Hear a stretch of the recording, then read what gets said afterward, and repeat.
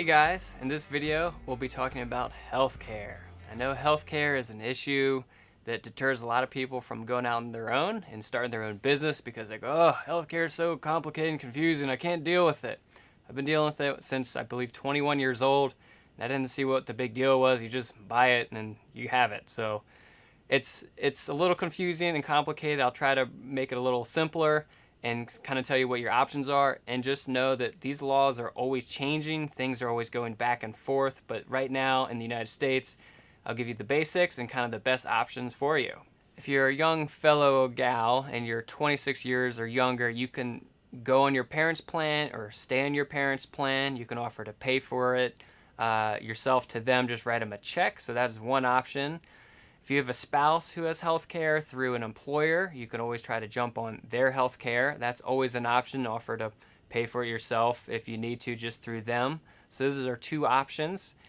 If you are a corporation and you have a partner who is not your family member, you can get all your health care benefits that will be tax-free and will be counted as a business expense.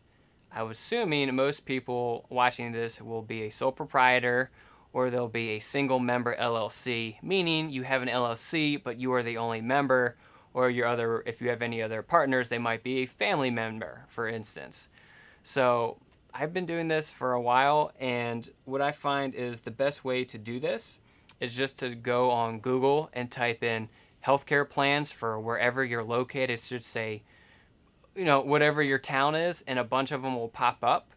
And then you'll go through, and some of the bigger names that you'll see are Blue Cross Blue Shield, Humana, Kaiser, United Healthcare, Cigna, and Assurant. These companies are always merging and buying each other too, so some of these names may change, some of the companies may change, new ones may emerge, but they're the main providers, and you'll have access to all the same healthcare plans that big businesses have. But I would recommend finding a either insurance broker or a small person who deals with all the different insurances for small businesses. You can just Google that and try to find someone local. It could be benefits manager, benefits broker. You type those in, and then for your area, benefits manager, Philadelphia, something like that. And you should find different names. You can also talk to other contractors and see who they use and how they have it set up if you need to try to find a good benefits manager.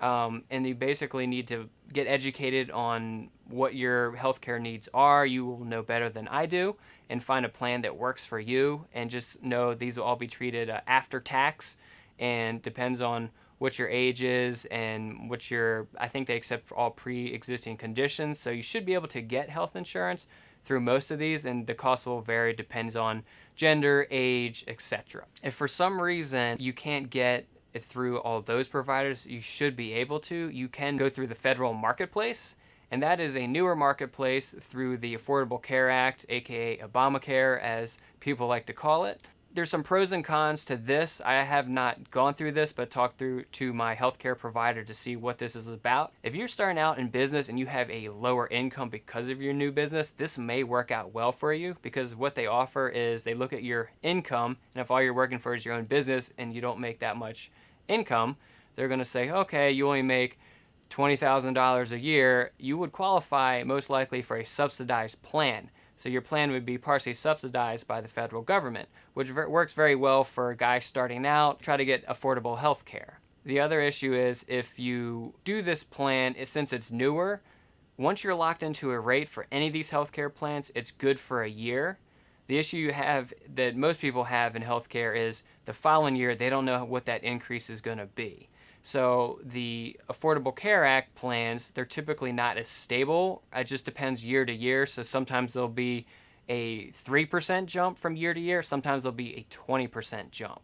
I know our healthcare situation in the United States is a bit interesting, to say the least, but those are kind of your options. And we did leave a number for you to call for the Federal Health Insurance Marketplace. It's a national number. They'll direct you to where you can go, but you can get health insurance. You just have to set the money aside to pay for it. And if you don't make that much money, it might be good to go with the federal marketplace, just because they offer subsidized plans. So now you have a general summary of healthcare, of how to find it and where to get it. And it may take a little legwork, but it's not too complicated and you can figure it out.